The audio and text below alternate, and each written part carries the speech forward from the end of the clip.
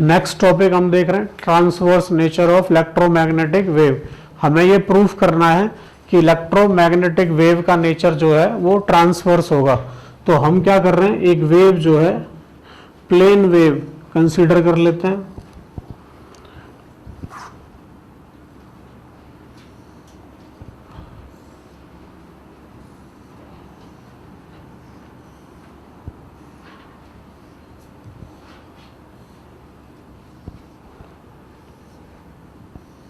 इस तरीके से मैंने एक प्लेन वेव कंसीडर की है जो ऐसे ट्रेवल कर रही है एक्स डायरेक्शन में।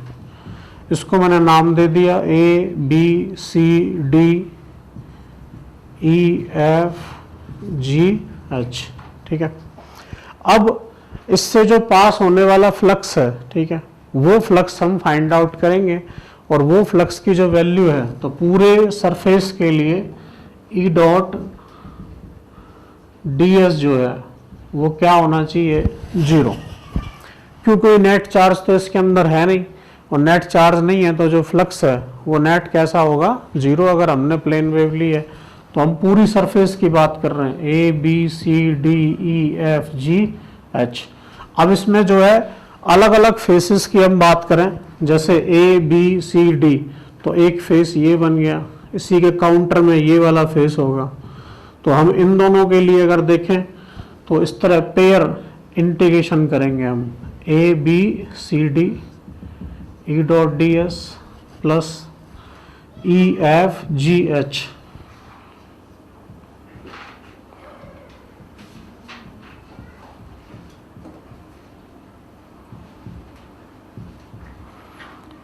दो ये हो गए, ऐसे ही दो ये हो जाएंगे, B C G H A D F E.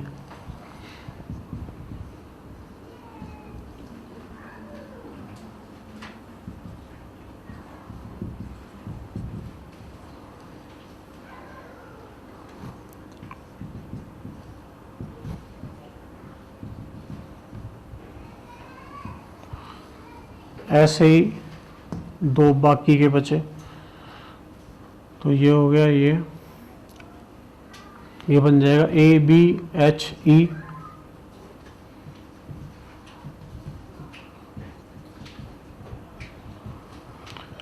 D D C G F.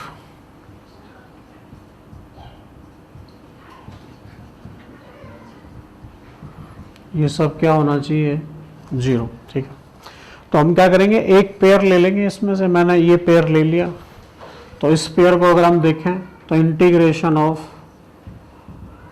E dot D S A B C D plus E dash dot D S E F G H. मैंने मान लिया ये जो distance है वो x है, तो यहाँ इलेक्ट्रिक फील्ड अलग होगा और यहाँ इलेक्ट्रिक फील्ड अगर अलग होगा तो दोनों का हम इलेक्ट्रिक फ्लक्स निकाल के उसको 0 के बराबर पुट करेंगे। ठीक है, तो यहाँ मैंने मान लिया कि E है, तो ये हो गया E। और अगर मैंने इनको स्मॉल ले लिया, मान लो ये डिस्टेंस है dx, ये ले लिया मैंने dy, ये ले लिया मैंने dz, स्मॉल ले लिया मान लो मैंने, तो E डॉट ds अगर मैं कराऊंगा तो इस सरफेस के लिए एरिया ये होगा और ये एरिया जो है वो होगा dz इंटू dy। सिमिलरली इसके लिए भी यही एरिया होगा, बस डायरेक्शन क्या होगी, इसके एरिया की डायरेक्शन होगी ये आउटवर्ड और इसके एरिया की डायरेक्शन होगी ये। तो दोनों का मैग्नीट्यूड सेम रहेगा, बस डायरेक्शन अपोजिट आएगी एरियाज की। तो ये आ जाएगा E, पहले मैं इसके लिख रहा हूँ E into D X, sorry D Y D Z,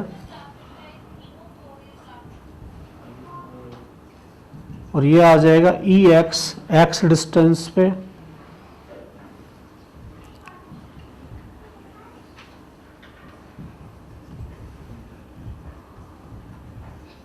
zero. तो यहां से आएगा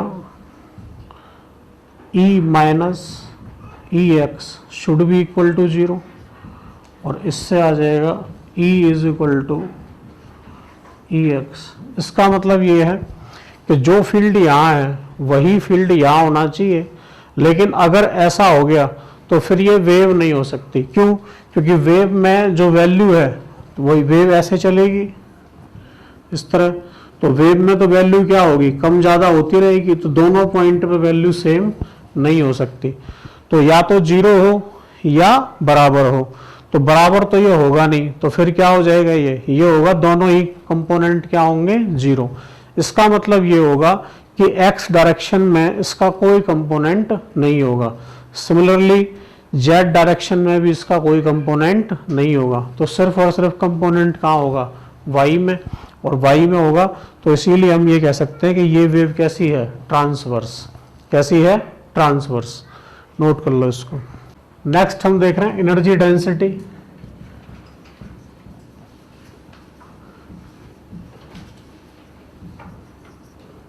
जो इलेक्ट्रिकल एनर्जी होगी